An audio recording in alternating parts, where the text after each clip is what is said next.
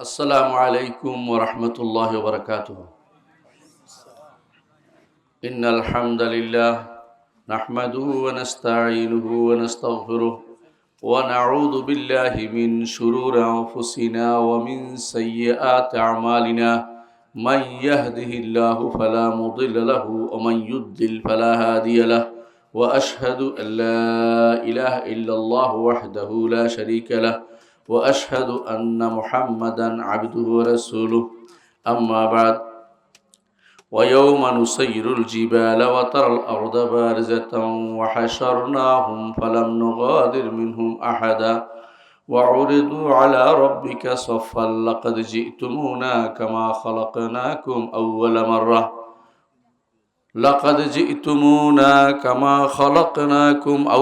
مرة بل زعمتم أن لن نجعل لكم موعدا ووضع الكتاب فترى المجرمين مشفقين مما فيه ويقولون يا ويلتنا ما لهذا الكتاب لا يغادر صغيرة ولا كبيرة إلا أحصاها ووجدوا ما عملوا حاضرا ولا يظلم ربك أحدا. আলহামদুলিল্লাহ, সূরা কাহফের কয়েকটি আয়াত আমি আপনাদের সামনে তেলাওয়াত করেছি। আমি চেষ্টা করব শেষ পর্যন্ত আয়াতগুলি ব্যাখ্যা করতে। আপনারা শুনবেন তো ইনশাআল্লাহ? ইনশাআল্লাহ। দেখুন, আপনারা যদি না শোনেন আমার আশাটা বৃথা যাবে, এদের শ্রমটা পণ্ডশ্রম হবে, আর আমাদের বসাটা কবুল হবে না। আমাদের বসা কবুল হওয়ার জন্য আল্লাহর কাছে আগ্রহ নিয়ে বসেন, কবুল হবে। কারণ এই মজলিসগুলো হচ্ছে জিকিরের মজলিস। আমাদের দেশে জিকির মজলিস বলতে বোঝায় হালকায় জিকির। হালকায় জিকির কোনো শব্দ ইসলামে কোথাও আসেনি, কোরআন হাদিসে আসেনি। যেখানে সে হেলাকুদ জিকির অর্থ হলো এইভাবে বসা, যেভাবে গোল হয়ে মানে শোনার জন্য বসা, জিকিরের জন্য বসা। এটাকে হালকায় জিকির বানায় ফেলার জন্য না। কথা বুঝছেন কিনা? এটা ভুল অর্থ করা হয়।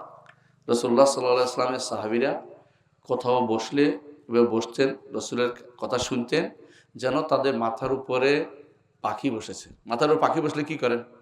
নড়েন সড়েন না, কারণ উড়ে চলে যাবে, তাই না? ঠিক অনুরূপভাবে এরকম মজলিসগুলোতে শোনার জন্য বসতে হয়, যে আজকে আমি কিছু শুনে যাব। প্রিয় ভাইয়েরা, কোন জিনিস সবচেয়ে বেশি দরকার আপনি কি জানেন? আপনি বলবেন যে আমার কাছে টাকা, আরেকজন বলে আমার কাছে চাকরি, আরেকজন বলে আমার কাছে ক্ষমতা, আরেকজন বলে আমার কাছে কি একটা বউ দরকার, তাই না? ইয়াং মানুষ। কিন্তু যে জিনিস না হলে সবগুলি বৃথা যাবে, সেটা হচ্ছে আল্লাহ সম্পর্কে জ্ঞান। দুনিয়াতে সবচেয়ে বড় দামি জিনিস হচ্ছে আল্লাহ সম্পর্কে জানা। আল্লাহ সম্পর্কে যদি জানেন, আপনি সব পেয়েছেন। আল্লাহ সম্পর্কে জানেননি, দুনিয়ার জান্নাতে আপনি ঢুকতে পারেন নাই। ইবনে তাইমিয়া রাহমাতুল্লাহ আলাইহি বলতেন, একজন প্রখ্যাত সাধক, বড় আলেম ছিলেন। তিনি বলতেন, দুনিয়াতে একটা জান্নাত আছে, এই জান্নাতে কেউ না ঢুকলে আখিরাতের জান্নাতে ঢুকতে পারবে না। দুনিয়াতে জান্নাত কোনটা? আল্লাহকে জানতে হবে। আল্লাহকে জানার জন্য তথাকথিত মারফতের কোনো দরবার নাই, এটা বানানো জিনিস। আল্লাহকে জানার জন্য আল্লাহর কোরআন এবং রসুলের হাদিসকে শুনতে হয়, আল্লাহর কোরআন এবং রসুলের হাদিস পড়তে হয়। আল্লাহকে জানার জন্য আল্লাহর কোরআনের ব্যাখ্যা শুনতে হয়, রসুলের হাদিসের ব্যাখ্যা শুনতে হয়। আল্লাহকে জানার জন্য যারা আল্লাহকে জানে তাদের কাছে বসতে হয়। আল্লাহকে বেশি জানছে কে বলতে পারবেন? মুহাম্মদুর রাসূলুল্লাহ সাল্লাল্লাহু আলাইহি ওয়াসাল্লাম বলেন। দলিল হচ্ছে রাসূলুল্লাহ, আমার নবী বলছেন, ইন্নী ওয়াল্লাহি, অর্থাৎ ইন্নী, আমি আল্লাহ শপথ করি, নিজেই আল্লাহ শপথ করে বলতেছেন রাসূল, লা আ'লামুকুম বিল্লাহ, তোমাদের মধ্যে আল্লাহ সম্পর্কে বেশি জানি, ও আখশাকুম, আল্লাহকে বেশি ভয়ও করি। আমার নবী বেশি জানতেন বলে বেশি ভয় করে।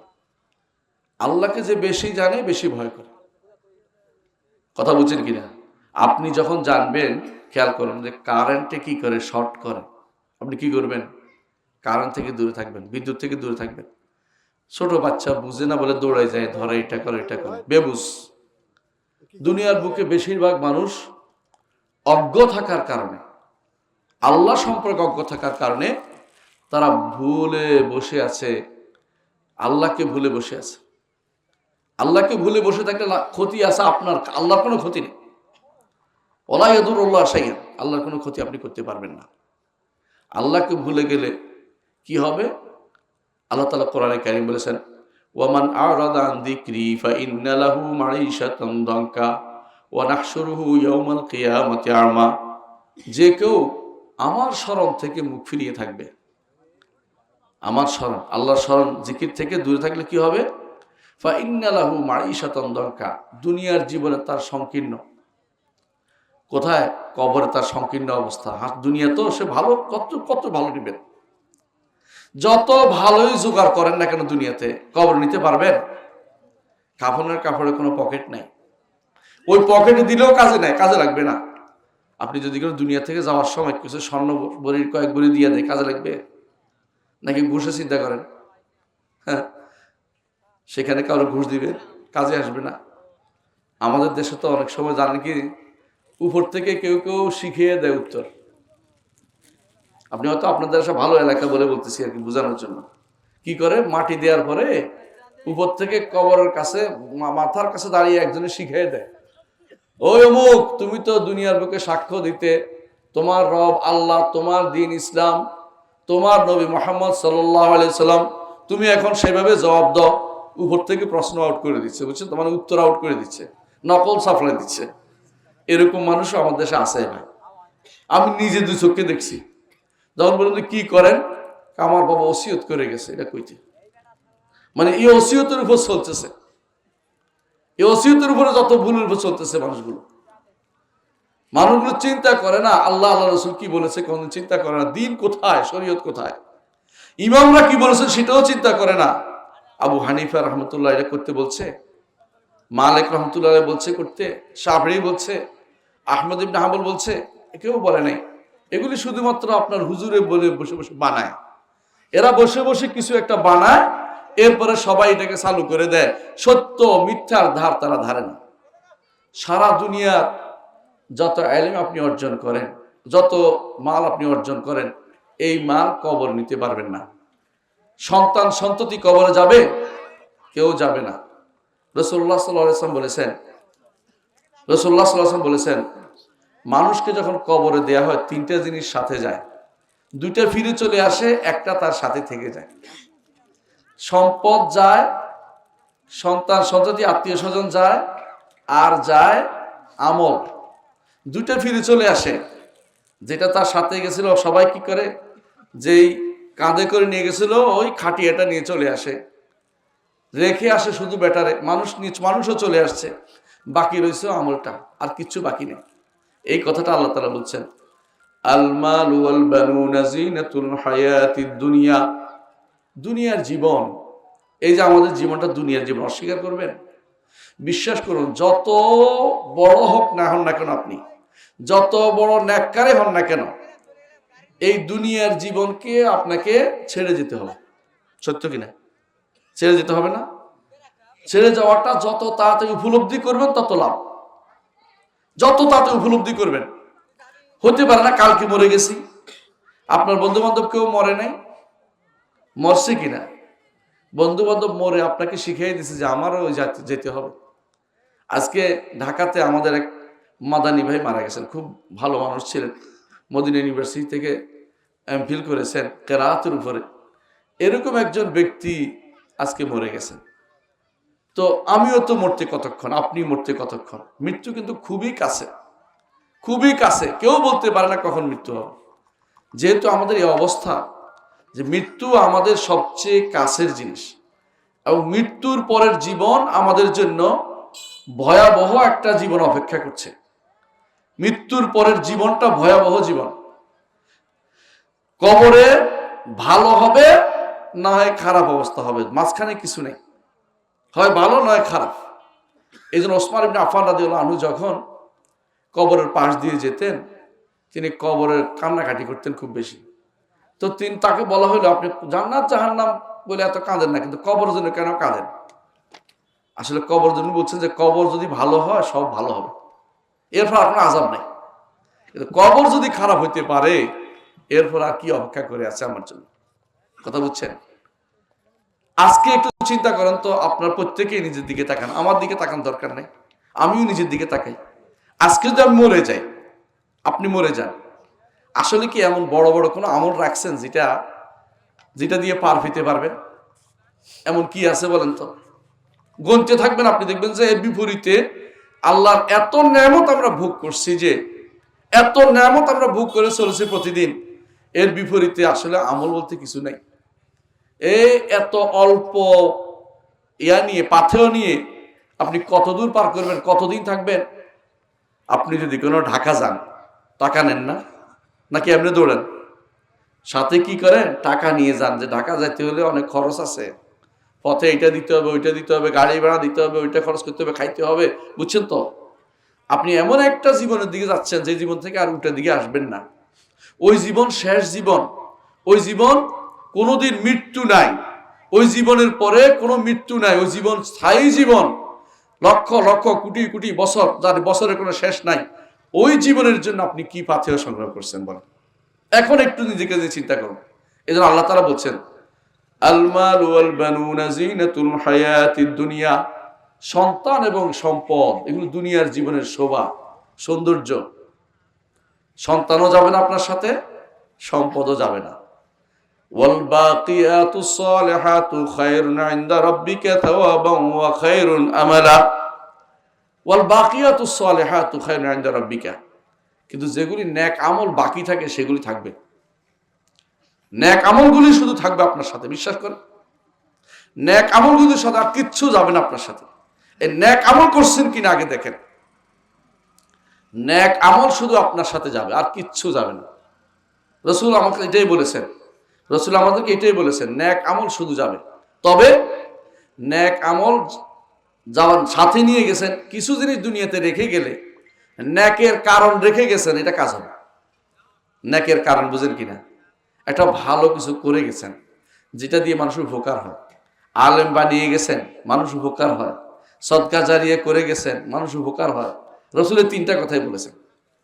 রাসূলুল্লাহ সাল্লাল্লাহু আলাইহি ওয়াসাল্লাম বলেছেন, যখন বনি আদম মারা যায়, তার সমস্ত আমল শেষ হয়ে যায় যদি তিনটা কাজ করে যায়।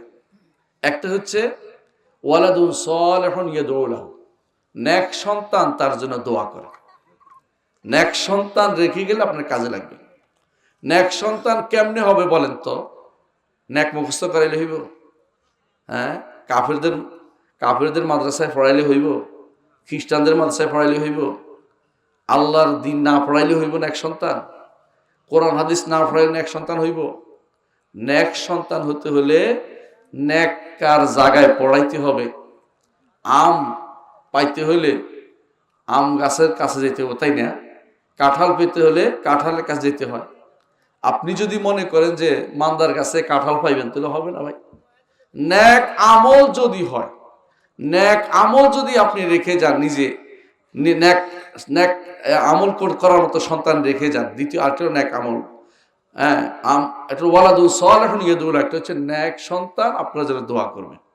আর একটা হচ্ছে সাদাকাতুন জারিয়া, সদাকা জারিয়া রেখে গেল। সদাকা জারিয়া বুঝছেন কিনা?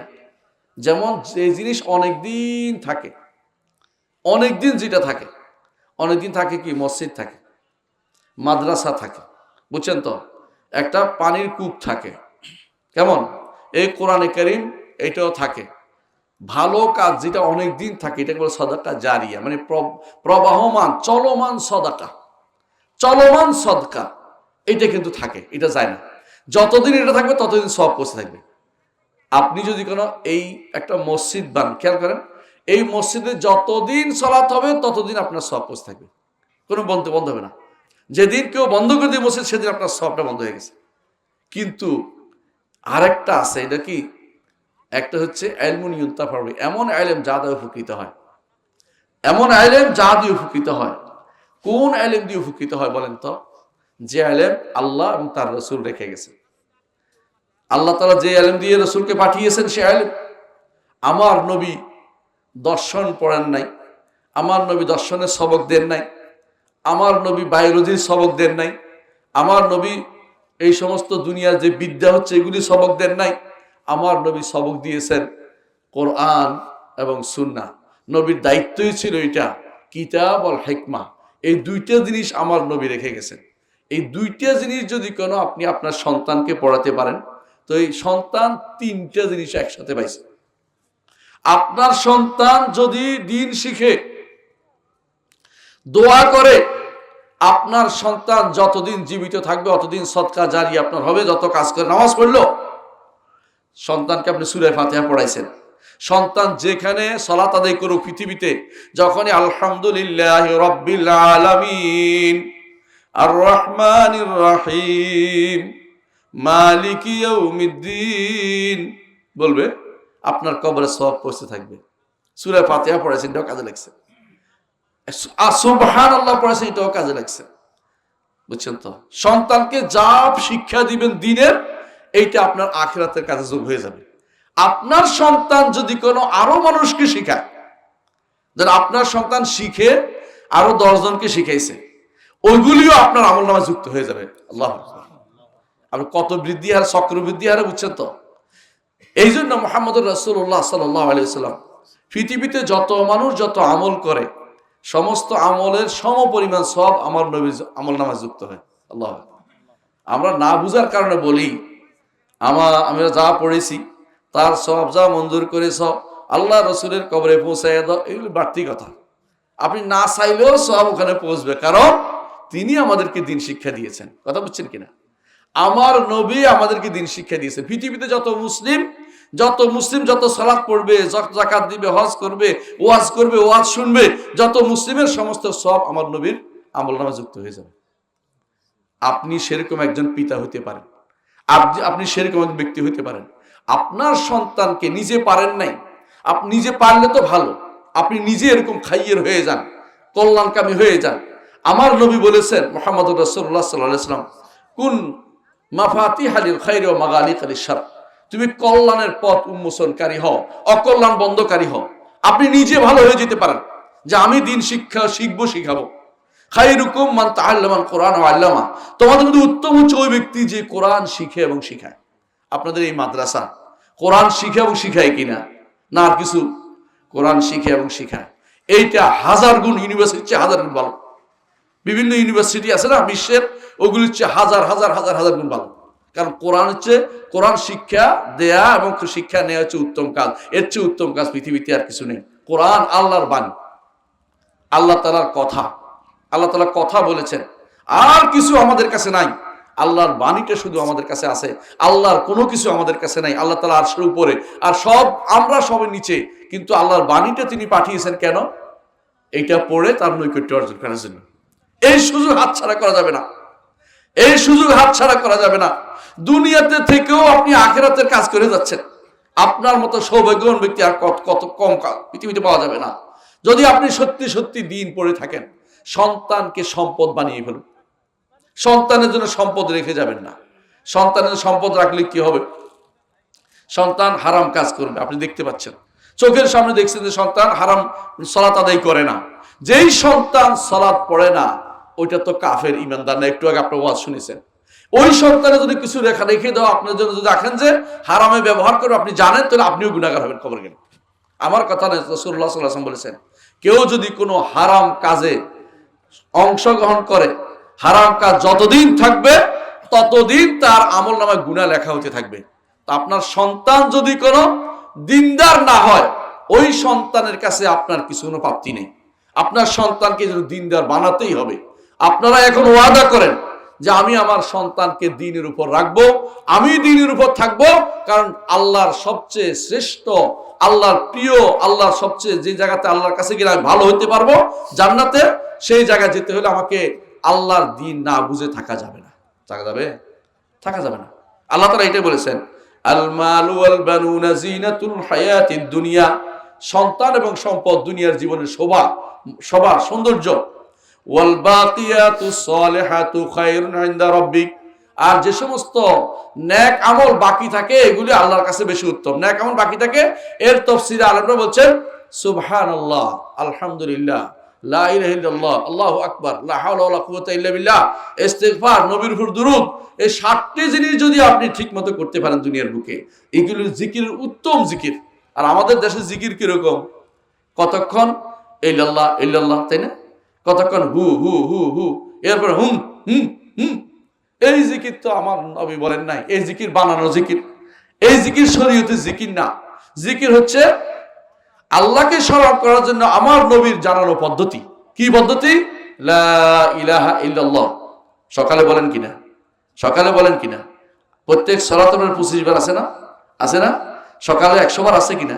লা ইলাহা ইল্লাল্লাহ ওয়াহদাহু লা শারীকা লাহু লাহুল মুলকু ওয়া লাহুল হামদু ওয়া আলা কুল্লি শাইইন কাদির।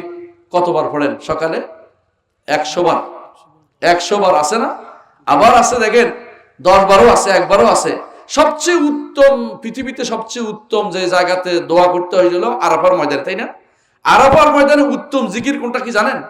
লা ইলাহা ইল্লাল্লাহু ওয়াহদাহু লা শারীকা লাহু লাহুল মুলকু ওয়া লাহুল হামদু ওয়া হুয়া আলা কুল্লি শাইইন কাদির। সবচেয়ে উত্তম জিকির কিন্তু এটা। বুঝছেন যে লা ইলাহা ইল্লাল্লাহর মর্যাদা কত বেশি? আপনি সর্বোত্তম জায়গাতে, সর্ব জায়গাতে যেটা পড়ছেন লা ইলাহা ইল্লাল্লাহ, এইটাই হচ্ছে মূলত আকীদার মূল জিনিস। এইটাই আমরা ধারণ করতে বলি। আপনার সন্তান যদি কোনো এইটা হতে পারে, আপনি যদি কোনো এইটা ধারণ করতে পারেন, আপনি হচ্ছেন শ্রেষ্ঠ। তাহলে আপনার আমার দুনিয়ার বুকে এগুলি রেখে যেতে হবে, কিন্তু যখন কবরে যাবেন সাথে নিয়ে যাবেন আমলটা, সেই জিকিরটা নিয়ে যান, এই আমল নেক আমলটা নিয়ে যান। যে আমল বাকি থাকবে, আল্লাহ বলছে বাকিয়াতুস সালিহাত, যেই নেক আমলটা বাকি থাকবে সেগুলি আল্লাহর নিকট, আল্লাহর কাছে বেশি প্রিয় এবং সেখানে সওয়াব পাওয়ার আশা বেশি করা যায়। সেই জন্য সেখানে এটা সাথে নিয়ে যান। রাসূলুল্লাহ সাল্লাল্লাহু আলাইহি ওয়াসাল্লাম তিনি বলেছেন, ইয়াকুলু ইবনে আদম মালি মালি, দুনিয়ার বনি আদমরা কি বলে? আমার সম্পদ আমার সম্পদ। ও হাল মিন মালিহি ইল্লা মা আকালা ফাআফনা, তার সম্পদ তো ওইটাই যেটা সে খেয়ে হজম করে ফেলছে। সে ঠিক না? এটা কেউ নেয় না, এটা ঠিকই খাই ফেলছে আপনার। ওয়া লাবিসা আবলা, কাপড় পরিধান করে পচাই ফেলছেন, শেষ হয়ে গেছে। এই দুইটা ছাড়া আর কি আছে আপনার বলেন তো? আর কোনোটা আপনার না। আরগুলি কার? ওয়ারিসদের সম্পত্তি। আপনি দুনিয়াতে এত কষ্ট করে যে জিনিসটা জমা করেন আপনার জন্য না। এই জন্য মুহাম্মদ রাসূলুল্লাহ সাল্লাল্লাহু আলাইহি ওয়াসাল্লাম বলেছেন, তোমাদের কাছে কার কাছে নিজের সম্পদের চেয়ে ওয়ারিস সম্পদ বেশি প্রিয়? সে বলছে না, আমরা নিজের সম্পদ বেশি প্রিয়। বলছে তোমার সম্পদ তো সেটা যেটা তুমি খাইয়া পুরান করে ফেলছো, খাইয়া শেষ করে ফেলছো, কাপড় পরে পুরান করে ফেলছো। আর 3 নম্বরটা হচ্ছে সদকা দিয়ে দান করে আল্লাহর হাতে তুলে দিয়েছো।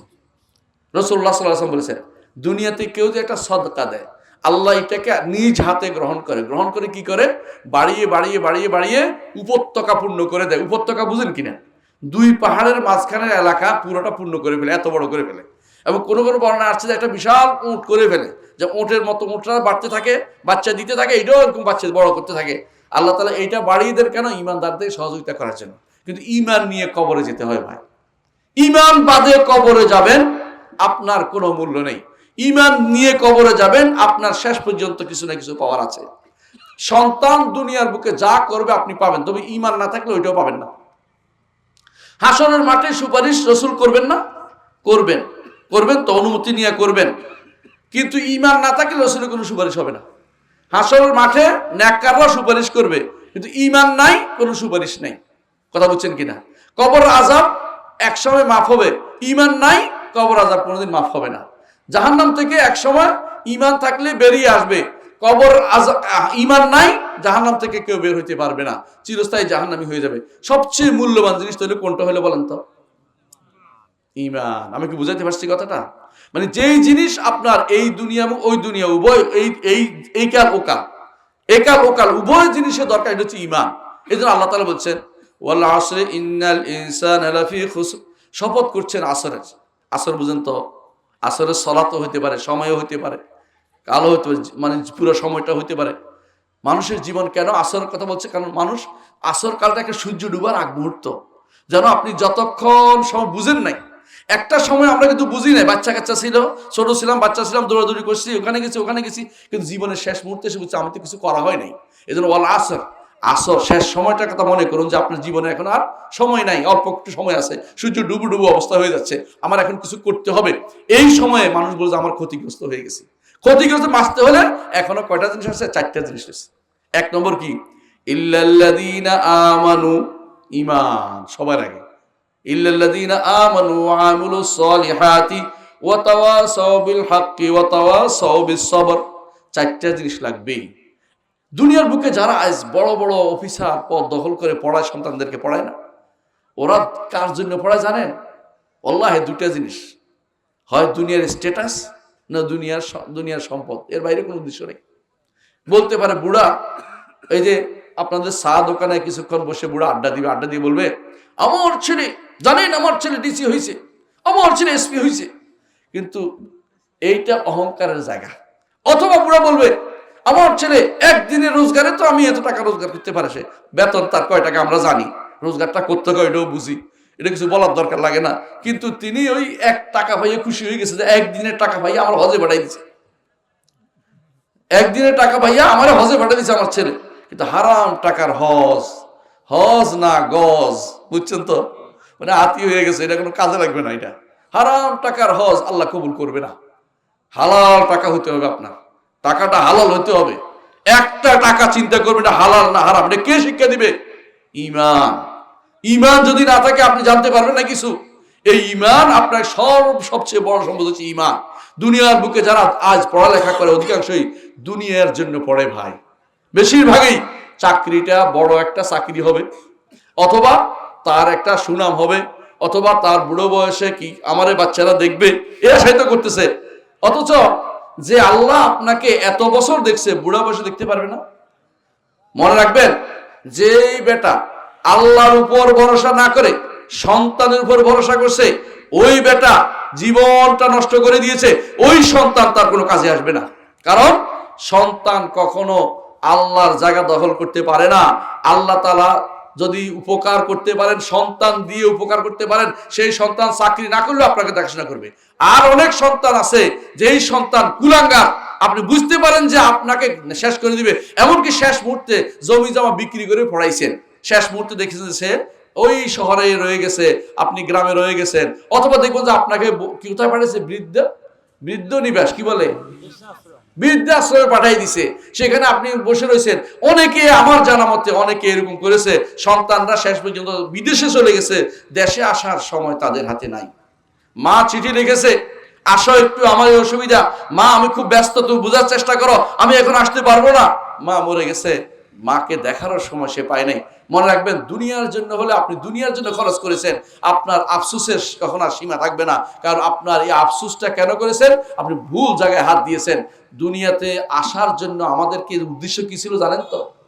আল্লাহ তাআলা বলে দিয়েছেন, ফাইম্মা ইয়াতিয়ান্নাকুম মিন্নি হুদান ফামান তাবিআ হুদায়া ফালা খাউফুন আলাইহিম ওয়ালা হুম ইয়াহজানুন। আদম আলাইহিস সালামকে যখন দুনিয়াতে পাঠাইছে, বুঝেন তো কথাটা, দুনিয়ার জন্যই তো সৃষ্টি করছে। তোর মেহমান রাখছিল কদিন জান্নাতে, কেন? মেহমান হিসেবে রাখছে। মেহমান এখানে ভালো কাজ করে নাই, কাপড় সব নষ্ট করে ফেলাইছে, বুঝছেন না? ওখানকার জিনিসপত্র নষ্ট করে ফেলছে, কাপড় খুলে ফেলছে, খুলে গেছে না, জান্নাতের পাতা দিয়ে ঢাকতেছে। কি, কাপড় খুলে যায় কেন? ধরে রাখতে পারতেছে না, দেখা যায় যে কোনো ঢাকা দিতেছে। কারণ শয়তানের সবচেয়ে বড় অস্ত্র হচ্ছে মানুষকে উলঙ্গ করে ছাড়বে। এখনো শয়তান আমাদের নারীদেরকে উলঙ্গ করার চিন্তা বসে আছে, আপনি জানেন এটা? যত উলঙ্গ করে সে নাকি মিস বাংলাদেশ। আউযুবিল্লাহ, কুফুরির খনি তৈরি করতেছে। যেই মা এই সন্তানকে সেখানে পাঠিয়েছে, সেই মার ঈমান কোথায় গেল? সেই মার কি আত্মমর্যাদা বোধ নাই? আমার মেয়েকে টিভি দেখবে 10-12 জনে, এরপরে বাইর করবে, সে কোথায় কি সুন্দর বের করছে, আউযুবিল্লাহি মিনাশ শাইতানির রাজিম। আর আপনার মেয়েকে, যেটাকে আপনি এই বিশ্ববিদ্যালয়ে ওই কলেজে পাঠাইছেন, সে কি ড্যাং ড্যাং করে হাঁটে, মুখের মধ্যে লিপস্টিক মাখছে, আরেকজনের সাথে গল্প, আপনি ভালো করে জানেন যে আপনার মেয়ে কি করে, এরপরও আপনি পাঠাইছেন। আপনি দায়ুস। মুহাম্মদুর রাসূলুল্লাহ সাল্লাল্লাহু আলাইহি ওয়াসাল্লাম বলেছেন, দায়ুস জান্নাতে যাবে না, জান্নাত তার জন্য হারাম করা হয়েছে। আপনি জেনে শুনে কুফরি এবং জেনে শুনে এই অশ্লীলতাকে আপনি প্রশ্রয় দিচ্ছেন, জান্নাতে যাওয়ার জন্য এত আশা করে বসে থেকে না, বহুত খবর আছে আপনার। সুতরাং মনে রাখবেন, আপনার এই যে আমল যেটা হওয়ার দরকার সেটা না হলে উল্টা দিয়ে গেছে, আপনার উল্টা দিয়ে গেছে। শয়তান কি করেছে? আমাদের পিতা মাতাকে উলঙ্গ করে ছাড়ছে জান্নাতে, যে কোনোভাবে জান্নাতে থাকতে না পারে। আল্লাহ তাআলা দুনিয়াতে পাঠিয়ে দেওয়ার সময় বলেছেন, ইম্মা ইয়াতিয়ান্নাকুম মিন্নি হুদান ফামান তাবিআ হুদায়া ফালা খাউফুন আলাইহিম ওয়ালা হুম ইয়াহজানুন। দুনিয়াতে পাঠাইছি, তবে হেদায়েত যাবে। দুনিয়াতে তোমাদের পাঠাই দিচ্ছি, তোমাদের কাছে কি যাবে? হেদায়েত যাবে আমার পক্ষ থেকে, আল্লাহর পক্ষ থেকে কি আসবে? কিতাব আসবে, নবী আসবে, রাসূল আসবে, বুঝছেন তো? এটা হেদায়েত। ফামান তাবিআ হুদায়া, যারা আমার হেদায়েতের অনুসরণ করবে, হেদায়েতের অনুসরণ করবে, কোনো ভয় নেই। আবার এখানে নিয়ে আসবো। তাহলে আমরা কোথায় ছিলাম? বলেন কোথায় ছিলাম? জান্নাতে। আবার যেতে হলে কি করতে হবে? আল্লাহর দেয়া হেদায়েতের অনুসরণ করতে হবে। এই হেদায়েত হচ্ছে কোরআন, এই হেদায়েত হচ্ছে সুন্নাহ। এই হেদায়েত হচ্ছে কোরআন এবং সুন্নাহ। এই হেদায়েতের ধারক বাহকরা আমাদের কাছে চিনা, এদেরকে আমরা চিনি। কোরআন সুন্নাহর ধারক বাহক হচ্ছেন সাহাবায়ে কেরাম, তাবেঈনে ইজাম, আইম্মায়ে দ্বীন, ফুকাহা, মুহাদ্দিসিন। এরা হচ্ছে হেদায়েতের ধারক বাহক। আর আপনি হেদায়েত কোথায় খুঁজতেছেন? আপনি হেদায়েত কোথায় খুঁজতেছেন? দরবারে, ওই কোথাও মাজারে, অথবা এটা আর ভালো লাগতেছে না, কোথায়? এরপরে যাবেন কার কাছে? কেউ বাউলের কাছে, কেউ ফাউলের কাছে, কেউ পালনের কাছে, কেউ লালনের কাছে, কেউ মুখের কাছে। মানে তার তো আসল জিনিস হারিয়ে ফেলছেন। দেখি, যেখানে আপনার চিরস্থায়ী আনন্দ হইতো। আল্লাহর সাথে সম্পর্ক যত বেশি হয় তত মানুষের অনেক আনন্দ হয়। বিশ্বাস করেন এটা? বিশ্বাস করেন? ইবনে তাইমিয়া রাহমাতুল্লাহ আলাইহি বলছেন একটা কথা। তিনি বলতেন যে মাঝে মধ্যে আমার অন্তরে এত আনন্দ আসে, অন্তরে আনন্দ আসে, তখন আমি বলি, আল্লাহ, দুনিয়ার মানুষ যদি জানতো, রাজারা যদি জানতো যে আমি কি আনন্দে আছি, আমার মায়ের হলো আনন্দ নেওয়ার জন্য তোর ব্যস্ত হয়ে পড়তো। এত আনন্দ কেমন তুই থাকিস? তুই এত আনন্দ কোথায় রাখিস? আমারও আনন্দ দিয়ে দে, ভাগ দিত, আমার ভাগ দিতে হইব। কিন্তু এটা তো ভাগ দেওয়ার জিনিস না। আল্লাহকে চিনলে, আল্লাহকে মানলে এই আনন্দ আপনি বুঝতে পারবেন কত বিরাট জিনিস। যে ব্যক্তি রাতের বেলা কেউ দেখে না সালাত আদায় করে, সে ব্যক্তি কেন সালাত আদায় করে জানেন? আপনি বুঝতে পারবেন না। এটা তো আনন্দ। সে মনে করে আমার রবের সাথে একান্তে কথা বলার সুযোগ পাচ্ছি। যখন সে বলে আলহামদুলিল্লাহি রাব্বিল আলামিন, সমস্ত ইউনিভার্সে, সমস্ত জগতের, সমস্ত সৃষ্টিকুলে রবের জন্য আমি হাম প্রকাশ করছি, হাম দিচ্ছি, প্রশংসা করছি। এই যে আল্লাহ আপনার মুখ থেকে এই কথাটা বের করছে, এটা আপনার কোনো ক্রেডিট না। কার ক্রেডিট? আল্লাহ। তিনি আপনাকে সুযোগটা করে দিয়েছেন। এইটা যদি আপনি বুঝেন, আপনি সেরা ব্যক্তিত্ব, যে আল্লাহ আমাকে এই সুযোগটা করে দিয়েছেন যেন তার হাম প্রকাশ করতে হবে। একান্তে কেউ দেখে নাই। দুনিয়ার বুকে নফল নামাজ মসজিদে বলে মানুষ দেখে না, কিন্তু তাহাজ্জুদ এমন এক নামাজ যেটা কেউ দেখে না। তিনি এবং আপনি এবং আপনার রবের মাঝে সীমাবদ্ধ থাকে। আর ওই ব্যক্তি দুর্ভাগা, যে ব্যক্তি তাহাজ্জুদ পড়ে সকালে বলে গত রাতে তাহাজ্জুদ পড়তে উঠছিলাম, ওইদিকে একটা চিৎকার পড়ছে। উদ্দেশ্য কি বুঝছেন তো? উদ্দেশ্য এটা বোঝানো যে তিনি তাহাজ্জুদ গুজার, বুঝছেন না? ওদিকে একটা চিৎকার পড়ছে, বুঝছে তো? তাহাজ্জুদ গুজার মানুষ, বুঝছে ওইটা, মানে মানুষের জন্য বুঝে। আমি তো একটা আমল করলাম, কেউ তো দেখলো না, 10টা টাকা দিলাম, নামটা তো কইলো না। হ্যাঁ, আমার এক ফুফাতো ভাই আছে, উনি আবার কিছুটা আউলা মার্কা, তো উনি এক টাকা দিছে আমার বাবার মাদ্রাসায়। এখন আসে বলতেছে আমার নামটা বলতে হইব। তো উনি এখন ওনার নাম ধরে বেশি করে বলে দিছে, কারণ আরো বেশি বলতে হইব, আমার সুন্দর লাগে নাই। মানে হলো কিছু মানুষের মন শান্তি হয় না নাম না বললে। সুবহানাল্লাহ। আল্লাহ তাআলা কি আপনাকে দেখেন না? আপনি কি দিবেন দেখেন কিনা? না জানেন না? জানেন। রাতের অন্ধকার রাত্রিতে, অমাবস্যার রাত্রিতে কালো পাথরের উপরে কালো পিঁপড়া বেয়ে উঠলে আমার আল্লাহ দেখেন কিনা? দেখেন। আমার আল্লাহ অন্তরের খবর জানেন কিনা? ইয়ালামু সিররা ওয়া আখফা, গোপন কি আছে তা জানেন, গোপনের চেয়ে গোপন সেটাও তিনি জানেন। এখনো আসে না অন্তরে, সেটাও তিনি জানেন। আমার আল্লাহ সব জানেন। আপনি কাকে শোনাচ্ছেন? আতুআল্লিমুনাল্লাহা বিদীনিকুম, তোমরা কি আল্লাহকে তোমার দিনদারি জানাচ্ছ? তুমি এই দিনদারি হইছো? কি জন্য বলতেছেন এটা? আল্লাহকে দেখানোর জন্য? আপনি এত বাহাবার দরকার নেই। রাসূলুল্লাহ সাল্লাল্লাহু আলাইহি ওয়াসাল্লাম এই জন্য বলেছেন, যেই ব্যক্তি ডান হাতে কি দিল বাম হাত জানতে পারেনি, আল্লাহ তার জন্য আরশের নিচে ছায়া দিবেন। আরশের নিচে ছায়া যেতে চান? কে কে যেতে চাই? আমিও যেতে চাই। একজন করে হাত তোলা দেয়। আরশের নিচে ছায়া যাওয়া ছাড়া কোনো উপায় নেই। হাসরের মাঠ কিন্তু ছোটখাটো মাঠ না ভাই। এটা কি আপনাদের এই গ্রামের মাঠের মতো, বাংলাদেশের মাঠের মতো? পৃথিবীর মতো কত বড় মাঠ আপনি জানেন না। পৃথিবীর চেয়ে কত গুণ বেশি বড়। এর বিশাল মাঠ। এই বিশাল মাঠে সূর্য থাকবে মাথার উপরে। কদ্দুর উপরে? 1 মাইল। 1 মাইল উপরে যদি থাকে আপনার সূর্য মাথার উপরে, আপনার শরীর দিয়ে কেমন ঘাম হবে? ঘামতেই থাকবেন। আমল অনুসারে ডুবতে থাকবেন। হাবুডুবুকে দেখতে হবে, কিচ্ছু করার নেই। এমন এক মাঠ, যেই মাঠে কারো কোনো চিহ্ন নাই, যেই মাঠে কোনো পাহাড় পর্বত নাই, যেই মাঠ একেবারে সমান। মানে লম্বা করে দিছে, এটা আরেকটা মাঠ বানিয়ে ফেলা হয়েছে। সেই মাঠে আটার কাইয়ের মতো একটা মাঠ হবে, সেই মাঠের মধ্যে আমরা সবাই দাঁড়াবো, আপনি আমি না, আরেকটা গোষ্ঠী না, আমরা সেই দিন যে কষ্ট হবে 50,000 বছর। এখন দুনিয়াতে 10 মিনিট যদি গরম থাকে 5 মিনিট এসি চালানো লাগে, এমন করে কষ্ট হয়। ওখানে 50,000 বছর দাঁড়িয়ে থাকতে হবে। ওই দাঁড়ানো আমার পক্ষে সম্ভব না। আমি আল্লাহর কাছে দোয়া করি, আল্লাহ আমার আরশের নিচে ছায়া দেবেন, আমিন। আরশের নিচে ছায়া ছাড়া উপায় নেই। আরশের নিচে ছায়া পেতে হলে কিছু কাজ তো করতে হবে, তাই না? এটাও কিন্তু এলেম অর্জন করতে হবে। যে প্রথম কাজ হচ্ছে কবর আযাব থেকে মুক্তি চাই, দ্বিতীয় কাজ হচ্ছে আরশের নিচে ছায়া চাই, তৃতীয় কাজ হচ্ছে বিনা হিসেবে জান্নাত চাই। এই তিনটাকে টার্গেট নেবেন। আমার জীবনের টার্গেট থাকে যেন তিনটা। 1 নম্বর হচ্ছে কবর আযাব চাই না। কবর আযাব না চাইলে কি করতে হবে বলেন তো? মান রাব্বুকা ওয়ামা দীনুকা ওয়ামান নাবিয়ুকা, তোমার রব কে, তোমার দিন কে, তোমার নবী কে, এটা কি মুখস্থ করলে উত্তর দিতে পারবেন?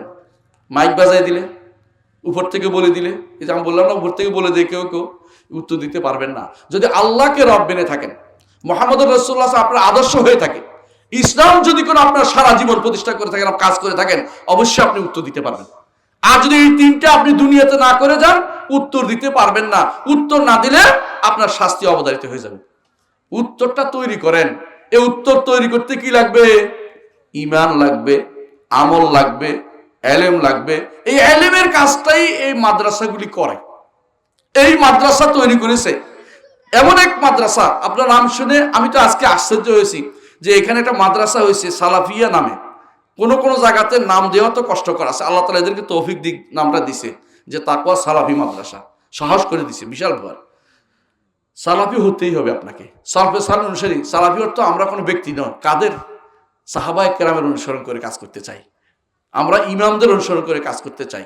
একজন না, সবাই, ব্যাপক সবাই অনুসরণ করি। এদের অনুসরণ, সবাই যেটা বলছে সেটা আমরা মানি। সাহাবায়ে কেরামের মত অনুসারে চলি, মুহাদ্দিসিনদের মত অনুসারে চলি, ফুকাহাদের মত অনুসারে চলি, এদের মত চলি। আমরা তথাকথিত হোমরা সোমরা ইহুদি নাসারা অমুক তমুক অথবা অমুকে তমুকে ভুল বলে গেছে, ওই আশারি মাতুরিদি হই না, ওই তথাকথিত মুতাজিলা হই না, মুরজিয়া হই না, কাদারি হই না, জাবারি হই না, এই জাতীয় কিছু হই না। আমরা আল্লাহ তার রাসূলের পথে চলি। পারবেন না সে পথে চলতে? সেই পথে চলতে হলে এই মাদ্রাসাগুলিকে প্যাট্রোনাইজ করতে হবে, এই মাদ্রাসার সন্তান পড়াতে হবে, নিজে পড়তে হবে, নিজে শুনতে হবে, মাদ্রাসাগুলিতে আসতে হবে, সারা জীবনের সাথে সম্পর্ক রাখতে হবে। লাভ কি? আলমার ও মান আহাব্বা। মুহাম্মদ রাসূলুল্লাহ সাল্লাল্লাহু আলাইহি ওয়াসাল্লামের কাছে এক লোক এসে বললেন, ইয়া রাসূলুল্লাহ, একজন মানুষ কাউকে ভালোবাসে কিন্তু তার মতো আমল নাই, কি করতে পারে? বুঝেন কিনা?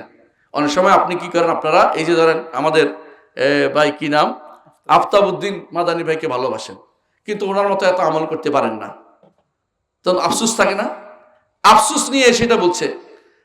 আনাস ইবনে মালিক রাদিয়াল্লাহু আনহু বলতেছে, আমি কান খাড়া করে শুনতেছি রাসূল কি জবাব দেন। রাসূলুল্লাহ সাল্লাল্লাহু আলাইহি ওয়াসাল্লাম তখন বললেন, আল মারউ মা মান আহাব্বা, একজন মানুষ যাকে ভালোবাসে তার সাথে তার হাসর হবে। আল্লাহু আকবার। আপনি হয়তো এই জায়গায় যাইতে পারেন নাই, কিন্তু এই ভালোবাসার কারণে আপনি তার সাথে হাসর হতে পারবেন। তিনি বলছেন, আমার জীবনের শ্রেষ্ঠ দিন ছিল এটা, কারণ আমি ভালোবাসি রাসূলুল্লাহ সাল্লাল্লাহু আলাইহি ওয়াসাল্লামকে, আমি ভালোবাসি আবু বকরকে, আমি ভালোবাসি ওমরকে, আমি চাই তাদের সাথে আমার হাসর হোক। সুবহানাল্লাহ। সাহাবায়ে কেরামের ব্যক্তিত্ব জান্নাতি, তারা সাহাবার সমস্ত সাহাবী জান্নাতি। জান্নাতি লোকদের অনুসরণ করতে হবে আপনাকে, জান্নাতি লোকদের অনুসরণ করতে হবে। সমস্ত সাহাবী জান্নাতি। রাসূল বলেছেন, তুবা লিমান রাআনি, যে আমাকে দেখেছে তার জন্য সুসংবাদ। আল্লাহ তাদের ব্যাপারে বলছে, রাদিয়াল্লাহু আনহুম ওয়া রাদু আনহু, আল্লাহ তাদের উপর সন্তুষ্ট, তারাও আল্লাহর উপর সন্তুষ্ট। সুবহানাল্লাহ। এরকম জায়গায় আমরা কেউ পৌঁছতে পারবো না। এই মানুষগুলিকে আপনি ভালোবাসুন, এই মানুষগুলো যা রেখে গেছে সেগুলো অনুসরণ করুন। আপনাকে সালাফি নাম না দিলে আপনি সালাফি, আপনাকে কেউ সার্টিফিকেট দেওয়া লাগবে না। আপনি সত্যিকারের আল্লাহর বান্দা হবেন যদি আপনি সত্যিকার এই পথে থাকতে পারেন। এই ইমানি জিনিসগুলো চেতন আপনি লালন করুন। ওই দুনিয়ার মানুষের হানাহানি মানানো তৃপ্ত হবেন না। ক্ষমতায় যাওয়ার জন্য ব্যস্ত হওয়ার দরকার নেই। ক্ষমতায় যাওয়া না গেলেও আপনার জান্নাত নসিব হবে। বুঝেন কিনা? ইমান না থাকলে ক্ষমতায় গেলে জান্নাত নসিব হবে, হবে কিনা? কথা বুঝেন ভাই। ইমানটা মূল সম্পদ, এটা না থাকলে কোথাও কোনো কিছু কাজে লাগবে না। এই ইমানের জায়গাটুকু আপনার আমাদের সেই জন্য বেশি করে জানা দরকার, ইমান কোথায় পাওয়া যায়। ইমান যেখানে পাওয়া যায় সেখানে যেতে হবে, কারণ হাসরের দিন আপনার জন্য ইমান অনুসারে আপনার জন্য নাজাতের ব্যবস্থা হবে। কবরে যদি একবার নাজাত পেয়ে যেতে পারেন, খেয়াল করেন, কবরে আযাব হয়নি, তারপর আরো শান্তি পড়ে। কবর আযাবটা বাঁচার জন্য কি করতে হবে? আল্লাহ আমার রব, মুহাম্মদ সাল্লাল্লাহু আলাইহি ওয়াসাল্লাম আমার নবী এবং ইসলাম আমার দিন, এই তিনটে অনুসারে দুনিয়াতে চলবে, এর বাইরে যাব না।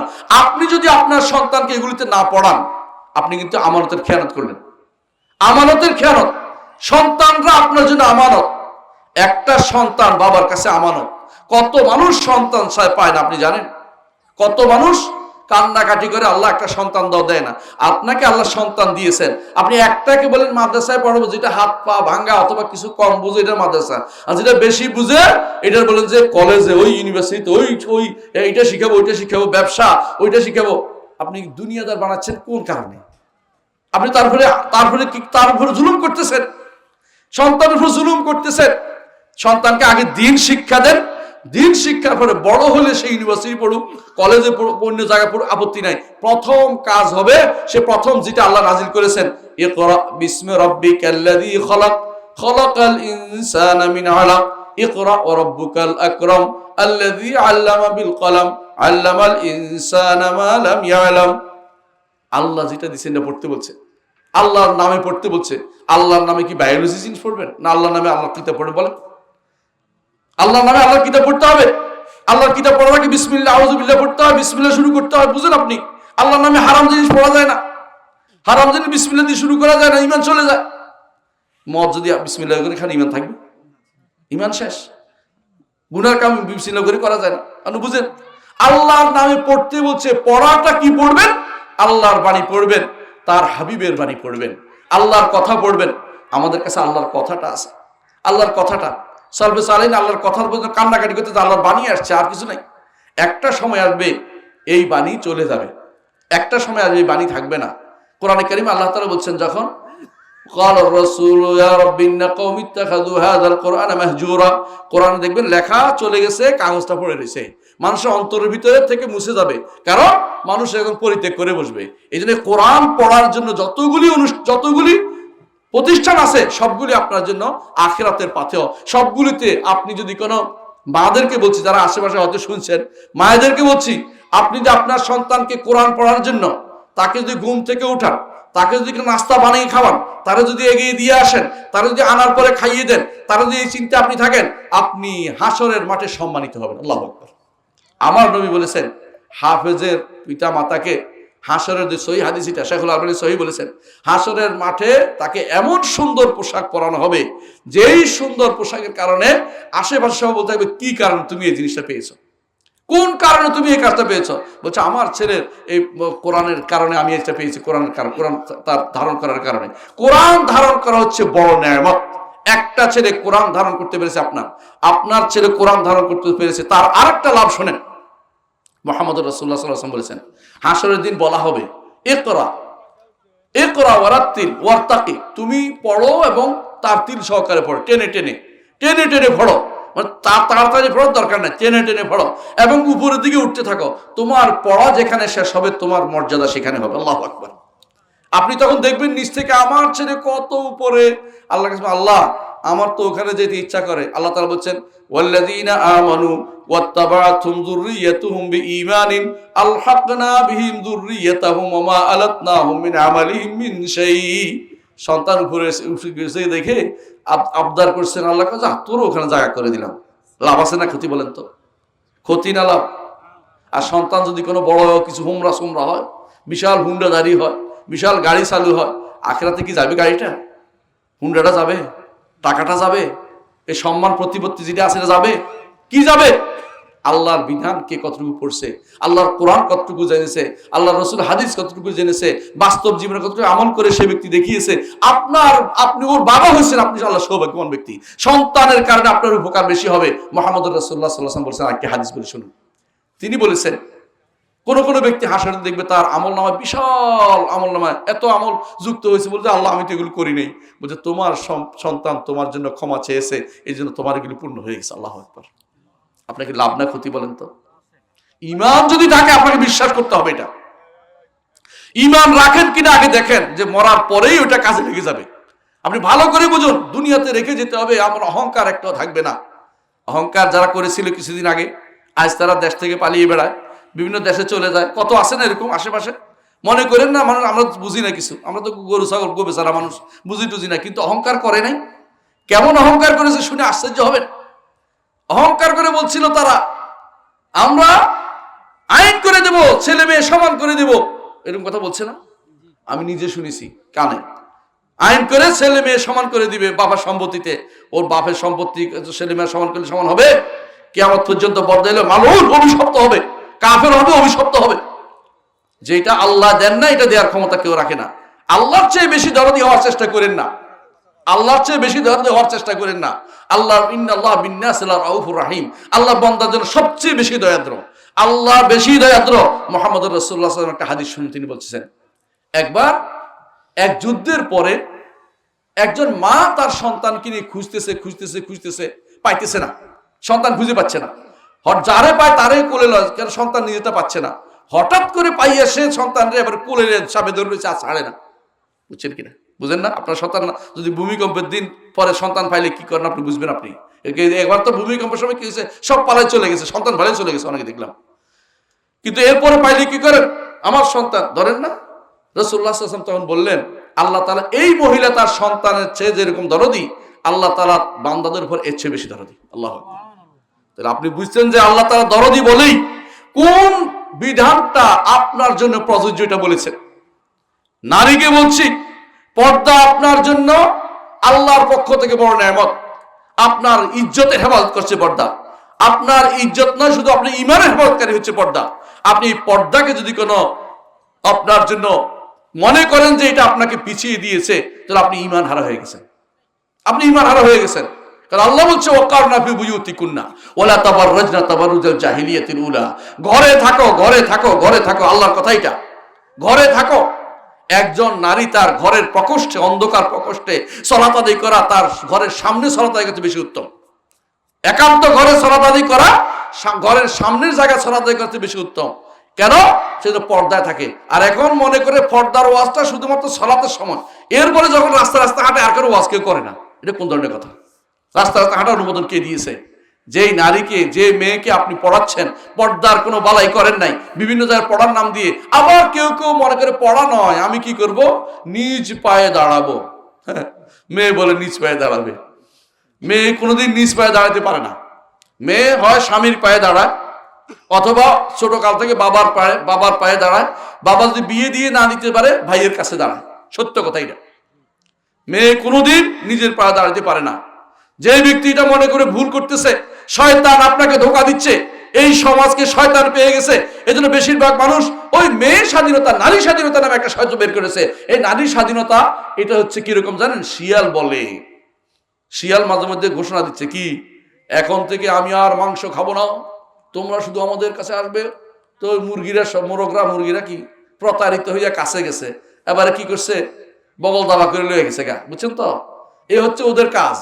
যারা আপনাকে বলছে স্বাধীনতা দিবে, ওরা স্বাধীনতা দিবে না, ওরা আপনাকে ভোগ করতে চেষ্টা করছে। বুঝার চেষ্টা করুন আপনি, কারণ শিয়ালের চেয়ে ওরা ভয়াবহ শয়তান। ওরা আপনাকে ক্ষতিগ্রস্ত করে। আপনি বুঝার চেষ্টা করুন, আল্লাহ এবং তার রসুল যে নীতি দিয়েছে এটা আপনার জন্য দুনিয়াতে রক্ষার একটা উপলক্ষ, বিশাল জিনিস। আখিরাতে আপনার মুক্তির কারণ হবে যদি আপনি এইভাবে যেতে পারেন আল্লাহর কাছে, যে আমি কাউকে চিনতে পারিনি, আমি চিনেছি আমার বাপ মাকে, মাহারামকে চিনেছি, আমি চিনেছি আমার স্বামীকে, চিনেছি আমার সন্তানকে চিনেছি। বাইরের জগৎ সম্পর্কে যত বেশি চিনবো, তত আমি বিপদে বেশি পড়ে যাব। যারা বলে থাকবো না কেউ বদ্ধ করে, দেখবো এবার জগৎটাকে, যদি পুরুষ মানুষ হয়ে ভালো কথা, মেয়ে মানুষ হলে এটা তার জন্য না, তার জন্য ঘর হচ্ছে তার রাজত্ব। মুহাম্মদুর রাসূলুল্লাহ সাল্লাল্লাহু আলাইহি ওয়াসাল্লাম বলেছেন, ওয়াল মারআতু রাইয়াতুন ফি বাইতিহা ওয়া হিয়া মাসউলাতুন আনহা। একজন নারী তার ঘরের কি রাখালিনী, তাকে ঘর সম্পর্কে জিজ্ঞাসা করা হবে, বাইরের বিষয় সম্পর্কে তাকে জিজ্ঞাসা করা হবে না, ঘর সম্পর্কে জিজ্ঞাসা করা হবে। ওই রাষ্ট্রে কে মরছে, ওই রাষ্ট্রে কেডা হইছে, রাষ্ট্রের নির্বাচনে কেডা জিততেছে, ওইটা কোনো নারীকে আল্লাহ কিয়ামত পর্যন্ত জিজ্ঞাসা করবে না। যারা আপনাকে ধোঁকা দিচ্ছে, তারা শুধু আপনাকে ঘর থেকে বের করার জন্য বিভিন্ন রকমের পদ্ধতি আবিষ্কার করছে। আপনাকে জানতে হবে দ্বীন, আপনাকে জানতে হবে ঈমান, আপনাকে জানতে হবে শরীয়ত। আপনাকে এর বাইরে অতিরিক্ত জিনিস জানার আপনার কোনো প্রয়োজন নাই। যে জিনিসে আপনি আজ পুরুষের সাথে পাল্লা দিয়ে, তাদের সাথে একান্তে মাঠে পরে কি পায়ে পায়ে দাঁড়িয়ে, কাছে কাছে দাঁড়িয়ে, পাশাপাশি দাঁড়িয়ে আপনি যে চিন্তা করছেন যে চাকরি করবেন, ওইটা আপনার জন্য ক্ষতির কারণ, আখিরাত নষ্ট করে দিবে। যে আখিরাতের কোনো শেষ নাই। দুনিয়া 70 বছর আপনি হলে পয়সাওয়ালা হলেন, অথবা অমুকে বললো যে কি উদ্যোক্তা, উদ্যোক্তা বুঝেন তো, এখন নারী উদ্যোক্তা নামে একটা শব্দ বের করছে। নারী উদ্যোক্তা হয়েছে ওই নারী যে নারী দুনিয়ার অপকর্ম করে বেড়াইবো, এরপর আমি একটা নতুন কিছু আবিষ্কার করছি। কি আবিষ্কার করে জানেন তো? হ্যাঁ, নারী আবিষ্কার, নারী উদ্যোক্তা কি জানেন? একা একা সফর করবে, প্যান্ট শার্ট পরে হাঁটবে, কাপড় চোপড় বালাই নেই, হ্যাঁ, ওই পুরুষের সাথে হ্যান্ডশেক করে বেড়াবে, হ্যাঁ, শুধু কান্নাকাটি করে, মানে খিলখিল করে খিলখিল করে হাসবে, হ্যাঁ, খিলখিল করে হাসা আছে দেখেন না, লজ্জা সরব বালাই নেই, যার সাথে তার সাথে হাত মিলাবে, হ্যাঁ, লাতার দুইয়া জ্বালা যারা তারা শুইবে। এটা তো শরীয়তের নির্দেশনা নয়, শরীয়তের হারাম ঘোষণা করেছে। নারীকে ঘরে থাকতে বলেছে। প্রয়োজন তার জানার বিষয়টা হচ্ছে, নারীর জানার প্রথম কাজ হচ্ছে শরীয়ত তাকে জানতে হবে, ঈমান আকীদা তাকে জানতেই হবে।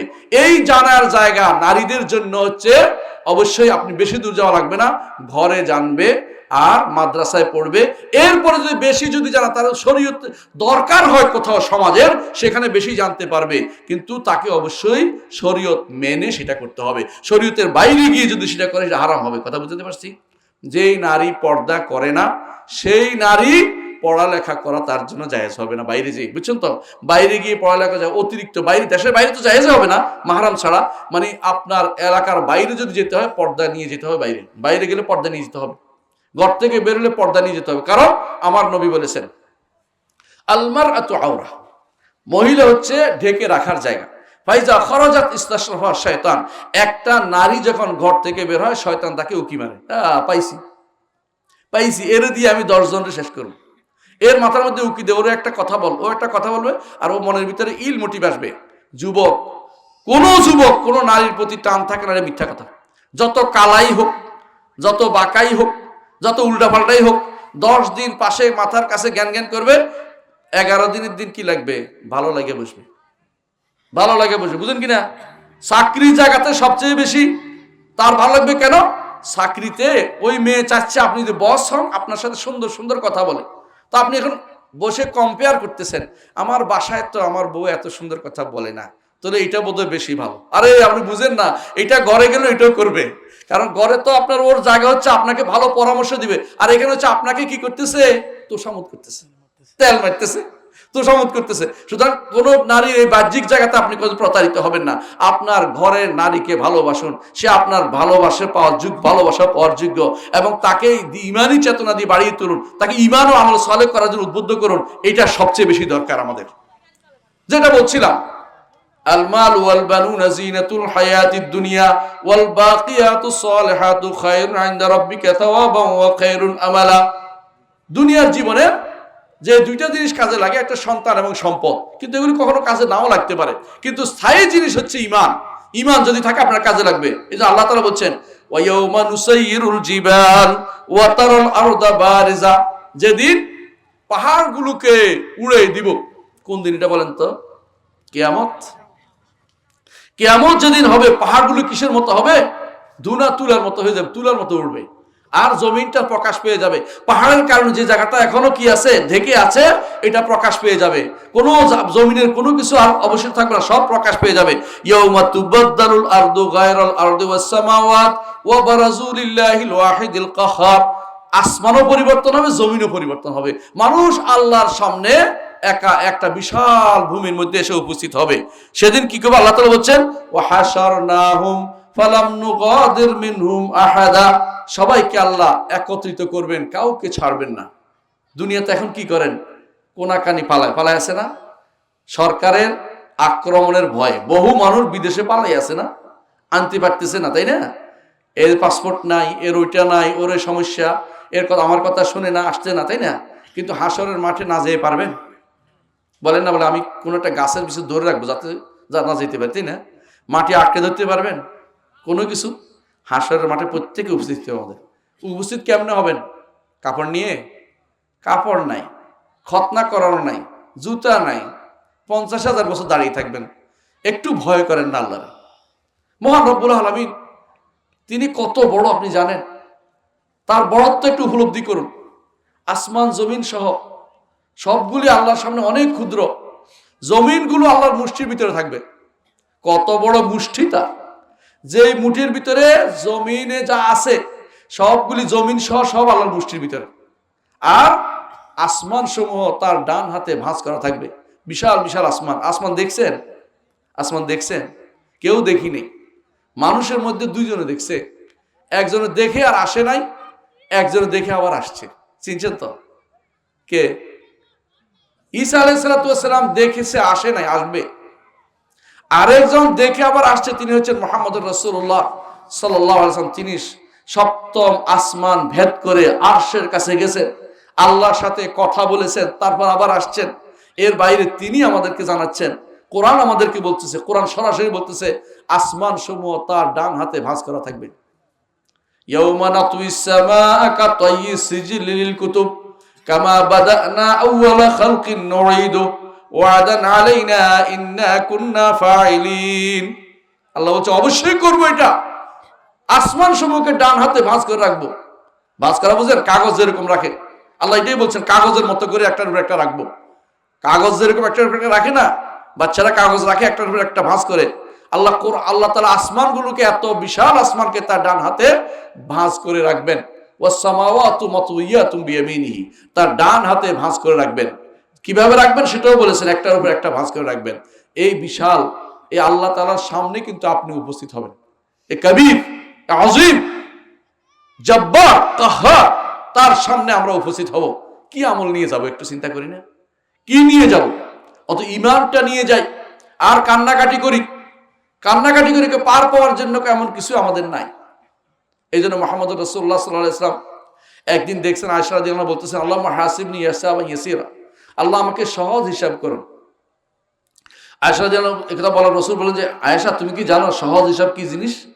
বলে জানি না। বলে সহজ হিসাব হচ্ছে শুধু সামনে ধরে বলবে যে চলে যাও, পার হয়ে যাও। এটা যদি মানুষ দেবা, যাকে জিজ্ঞাসা করা হবে একটা একটা করে, আযাব ছাড়া কোনো পথ থাকবে না। যে আল্লাহর সামনে উপস্থিত হওয়াকে ভয় করতে হবে।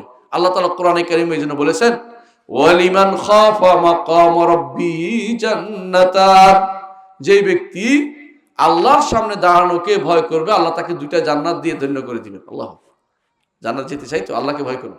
আল্লাহকে ভয় করলে দুনিয়াতে ভয়ের কাজ করে যেতে হবে। আল্লাহকে ভয় করে মুখস্থ করলে হবে? মুখস্থ করে হবে? কি করতে হবে? যেটা করলে আল্লাহ নারাজ হয় না সেটা করতে হবে। আল্লাহ কি করলে নারাজ হয় না? আল্লাহ কি করলে নারাজ হয় না? আল্লাহর দ্বীন শিখলে, ইসলাম মানলে, নবীকে মানলে, কোরআন মানলে, হাদিস মানলে আল্লাহ নারাজ হয় না। এটা অবশ্যই আপনাকে ধারণ করতে হবে যে এই জিনিস আমাকে চলতে হবে, আল্লাহর দ্বীনকে মেনে চলবো। যত কথা আছে, যত তন্ত্র মন্ত্র আছে, কোনো তন্ত্র মন্ত্র দাঁড়াদারি না, কোনো তন্ত্র মন্ত্র মেনে চলবো না, আল্লাহর দ্বীনকে মেনে চলবো। এটা করলে কি হবে? আল্লাহর সামনে আল্লাহ যে বলছে, ফালান নুগাদির মিনহুম আহাদা, কাউকে আমি ছেড়ে যাব না, সবাইকে হাসরের মাঠে উপস্থিত করবো। কেউ পালাইতেও পারবে না, হাসরের মাঠ থেকে পালাইতে পারবেন? কোনোদিকে পালাতে পারবেন না। কারণ ওয়াল মালাকু আলা আরজাইহা ওয়া ইয়াহমিলু আরশা রাব্বিকা ফাওকাহুম ইয়াওমাইযিন সামানিয়া, ফেরেশতারা আসমানের চারপাশে দাঁড়িয়ে আছে। কোন দিকে পালাবেন? পাহারা দিয়ে আপনাকে আবার টেনে নিয়ে ধরবে। কোন দিকে যাইতে পারবেন না, যাওয়ার চিন্তা করবেন না। সেদিন শুধু চিন্তা করবেন বাঁচবো কি করে, যাওয়ার চিন্তা নয় কোন দিকে যাব। এই বিশাল মাঠ থেকে পালানোর কোনো জায়গা পাবেন না। আপনি আমি কেউ পালাইতে পারবেন না আল্লাহর রহমত ছাড়া। এই জন্য প্রথম রহমত কবরের আযাব থেকে মুক্তি। প্রশ্নের উত্তরটা আমি রেডি করে যাই। দ্বিতীয় রহমত হাসরের মাঠে আরশের নিচে ছায়াটা যেন পাই। এই কাজগুলি করেন। যে সমস্ত কাজগুলো আরশের নিচে ছায়া পাবেন, এগুলি আমল পাবেন হাদিসে, এগুলি অবশ্যই আমল করে যাবেন। আর 3 নম্বর হচ্ছে বিনা হিসেবে জানতে চাই, হিসাব চাই না। হিসাব যার হবে তার কোনো উপায় নাই।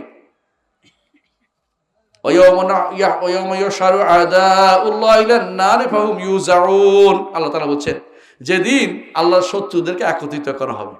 আল্লাহর শত্রু হতে চান না মিত্র হতে চান? আল্লাহর শত্রু হতে চাইলে আল্লাহর দ্বীন পড়তে হবে, কোরআন হাদিস পড়তে হবে, আল্লাহর দ্বীন শিখতে হবে। আর শত্রু কারা? যদি মিত্র হতে চান না পড়বেন, আর যদি শত্রু হতে চান তাহলে যে কোনো আল্লাহর দ্বীনের বিরুদ্ধে চলে। আজ অনেকে আল্লাহর দ্বীনের বিরুদ্ধে চলে। আল্লাহ শরিয়া বলে তাদের মানা লাগে না, শরিয়া আইন তারা মানতে চায় না, কোর্টের হারাম আইন তারা নিচ্ছে, শিরিক নিচ্ছে, তাগুতের পিছনে ছুটছে, ওই বাইরের বিভিন্ন তন্ত্র মন্ত্র আনি প্রতিষ্ঠা করার চিন্তা করতেছে, ওইগুলির পিছনে পাগল হয়ে গেছে সবাই। এগুলি দিয়েই থাকতে হবে, এগুলি আমাদের বলতে হবে, এর জন্য পিছনে ছুটতেছেন। এগুলি সবই কিন্তু আপনার জন্য আল্লাহর শত্রুতা প্রমাণ করছে, আল্লাহর পক্ষে আপনি নাই। কারণ জান্নাতে আবার যেতে হলে আল্লাহর হেদায়েত অনুসরণ করতে হবে। আল্লাহ ওয়াদা বলে দিয়েছেন, ফামান ইত্তাবা হুদায়া ফালা খাউফুন আলাইহিম ওয়ালা হুম ইয়াহজানুন। যে ব্যক্তি আমার হেদায়েতের অনুসরণ করবে, কোনো ভয় থাকবে না। আর যদি হেদায়েতের অনুসরণ না করে, তাহলে ফা ইন্না লাহু মাঈশাতান দানকা, তার সংকীর্ণ জীবন রয়েছে। ওয়া নাহশুরুহু ইয়াউমাল কিয়ামাতি আমা, কিয়ামতের মাঠে অন্ধ হিসেবে উঠবেন। হাসর মাঠে কি হিসেবে উঠবে? অন্ধ হিসেবে উঠবে। ক্বালা রাব্বি লিমা হাশারতানি আমা ওয়াকাদ কুনতু বাসীরা, সে বলবে আল্লাহ আমি তো চোখে দেখতাম, সেরকম ভাবে উঠালেন না, অন্ধভাবে উঠালেন কেন? আল্লাহ তাআলা বলে কাযালিকা আতাতকা আয়াতুনা ফানাসিতাহা ফাকাযালিকা আল-ইয়াওমা তুনসা। এবার তোমার কাছে আমার আয়াত এসেছে। আয়াত দেখছেন তো, কোরআন আয়াত বুঝেন তো, আয়াত এসেছিল, তুমি এগুলি পড়ো না, এগুলি ভুলে গেছো, বসে আছিলা, এগুলি নিয়ে চিন্তা করো না, গবেষণা করো না, এগুলি দরকার মনে করো নাই, পড়া বাস্তবায়নের চিন্তাও তুমি করো নাই। আজকের দিনে তোমাকে এইভাবে ছেড়ে রাখা হবে, তোমাকে শাস্তি, এটা হাসরের মাঠের শাস্তি, এরপরে জাহান্নামের শাস্তি আরো ভয়াবহ। হাসরের মাঠেও শাস্তি হবে, মানুষের হাসরের মাঠেও শাস্তি হবে, বুঝছেন কিনা? ভয়াবহ শাস্তি অপেক্ষা করছে আরো পরে। তাহলে একজন মানুষ যদি বাঁচতে হয়, যদি সত্যিকার আল্লাহর দিন ছাড়া কোনো পথ নেই, আল্লাহর দিন সে মেনে তাকে চলতে হবে। আল্লাহর দিন সে যদি বাঁচতে হয়, আল্লাহর দিন নিয়ে তাকে চলতে হবে, দিন মানতে হবে। দিন মানার ক্ষেত্রে কোনো ছাড় দেয়া যাবে না। কেউ আপনাকে কবরে কিছু দেওয়া যাবে না, হাসরের মাঠেও দিবে না। সেদিন সবাই পালাবে। যেই সন্তানের জন্য অট্টালিকায় রেখে গেছেন, যেই সন্তানের জন্য সম্পদ চুরি করেছেন, রাষ্ট্রীয় সম্পদ, যেই সন্তানের জন্য বিদেশে বিশাল বিশাল বাড়ি কিনে রেখে আসছেন, বুঝলেন, সবচেয়ে পা দিয়েছে একজনে, বাংলাদেশের একজনে 120টা বাড়ি কিনছে দুবাইতে। আমি বললাম 120টা বাড়িতে পা কোথায় রাখবে, হাত কোথায় রাখবে, ঘুমাবে কোথায় জায়গায়? হ্যাঁ, এগুলো হচ্ছে কি জশা, লোভী মন। সে সব ভোগ করতে পারবে না, তার সন্ততির জন্য রেখে যাচ্ছে। সেই সন্তান হাসরের মাঠে পালাবে আপনার থেকে, আপনার সাথে দেখাও দিবে না, আপনাকে হয়তো খুঁজবেও না, আপনিও তারা হয়তো খুঁজবেন না। আল্লাহ তাআলা এটাই বলেছেন, ইয়াউমা ইয়াফিরুল মারউ মিন আখি ওয়া উম্মিহি ওয়া আবি ওয়া সাহিবাতিহি ওয়া বানি। স্ত্রীও পালাবে, মাও পালাবে, বাবাও পালাবে, বন্ধুও পালাবে, সবাই, কেউ আপনার কাছে থাকবে না। কেন? হাসরের মাঠে একসাথে উঠবে না, বুঝছেন না কথাটা? বুঝলেন কিনা? আপনি যে উঠবেন, আপনি কি আপনার মায়ের বাড়িতে উঠবেন, একসাথে উঠবে দুজন? না, কে কোথায় উঠবে কেউ জানে না। বিশাল মাঠ, কেউ কারো খুঁজি পাবে কিনা সন্দেহ, কিছু হবে। সবাই নিজের চিন্তা আছে, আল্লাহ কেমনে বাঁচবো আজকে, ওই যে আমি কেমনে বাঁচবো, চিন্তা করে থাকবেন। যদি দেখেও পালায় থাকবে, কথা দিবে না, কিছু দিবে না, আপনার কিছু দিবে না সেদিন। আর দুনিয়াতে যারা জুলুম করেছেন, মানুষের সম্পদ আহরণ করেছেন, সবাই হাজির হয়ে যাবে, আমার ভাগ দাও, আমার ভাগ দাও। যদি আপনি কিছু ন্যাক আমল থাকে, নিয়ে যাবে ভাগ করে, আর শেষে অন্যরা কি করবে, বদ আমলগুলো আপনার কাঁধে উঠিয়ে দেবে। কত বিপদে আছেন আপনি। মানুষ নিজে ইচ্ছা করে বিপদে কেন যেতে যাবে? কেন আমি বিপদে নিব হাতে? যে জিনিস আমার না সেটা আমি নিব না, আমার যেটা উপকার আমি শুধু সেটাই করব। ইমানদার এর মধ্যে থাকে, এর বাইরে যেতে পারে না। সেই জন্য যে জিনিস করলে দুনিয়া ও আখিরাত উপকার, তা হচ্ছে ঈমান এবং আমলে সালেহ। ঈমান এবং আমলে সালেহ। ইন্নাল্লাযীনা আমানু ওয়া আমিলুস সালিহাতি কানাত লাহুম জান্নাতুল ফিরদাউসি নুজুলা খালিদিনা ফিহা লা ইয়াবগুনা আনহা হিওয়ালা। ঈমান আনবে, আমলে সালেহ করবে, জান্নাতুল ফিরদাউস তার জন্য মেহমানদার হিসেবে রাখা হবে। বুঝছেন তো? চিরস্থায়ী হবে, বের হতে চাইবে না। দুনিয়ার মানুষ বের হতে চায় কেমন, হাওয়া বদল করতে, তাই না? আখিরাতে হাওয়া বদল লাগবে না। এমন এমন জায়গা আছে, আপনি হাওয়া কি বদল করবেন, আর হাওয়া অটোমেটিক বদল হয়ে গেছে। আপনি বসন্তকাল চাইবেন, বসন্তকালে শুধু বসন্তকাল, কারণ সূর্যের, জান্নাতের ভিতরে কোনো সূর্যের আলো নাই, তো কি হবে? ওয়া আশরাকাতিল আরদু বিনুরি রাব্বিহা, জমিন আলোকিত হবে নূরের চেহারা, আল্লাহর চেহারার আলোতে জান্নাতের জমিন আলোকিত হয়ে থাকবে। আল্লাহু আকবার। সেই জমিনে যেতে চান? কে কে যেতে চাই? আমিও চাই। আল্লাহ কবুল করুন আমাদের হাতগুলিকে, আমিন। সেই জান্নাতের সেই জমিনে যেতে চাই। সেই জমিন তাদের জন্য আল্লাহ রাখবে, আল্লাযীনা লা ইউরিদুনা উলুওয়ান ফিল আরদি ওয়ালা ফাসাদা। দুনিয়ার বুকে অহংকার চায় না। অহংকার কারা করে জানেন তো? চাকরিজীবীরা বেশি অহংকারী। ওয়ালা ফাসাদান, এবং যারা ফিতনা ফাসাদ তৈরি করে, ক্ষমতাসীনরা ফিতনা ফাসাদ তৈরি করে। এই দুইটা জিনিস চাইবেন, আখিরাতের বাড়ি থেকে দূরে থাকবেন। এই দুইটা জিনিস থেকে যত মুক্ত থাকতে পারবেন, দুনিয়ার বুকে আপনাকে যেখানে দিবে সেখানে ইসলামী দ্বীনের কাজ করে যাবেন। আপনি হচ্ছে সত্যিকার আল্লাহর বান্দা। সেরকম বান্দা হতে হবে। আল্লাহ আমাদের তৌফিক দান করুন। আল্লাহ আমাদেরকে এই দিনকে বোঝার তৌফিক দিন এবং দিনের উপর চলার তৌফিক দিন। আল্লাহ আমাদেরকে এবং প্রতিষ্ঠানগুলিকে চালিয়ে রাখার তৌফিক দিন এবং সন্ততি দিয়ে প্রতিষ্ঠানগুলিকে আমাদেরকে সবসময় জিয়ে রাখার তৌফিক দিন। আল্লাহর কাছে দোয়া করছি, আল্লাহ আমাদেরকে কবুল করুন। আমিন। আসসালামু আলাইকুম ওয়া রাহমাতুল্লাহি ওয়া বারাকাতুহু।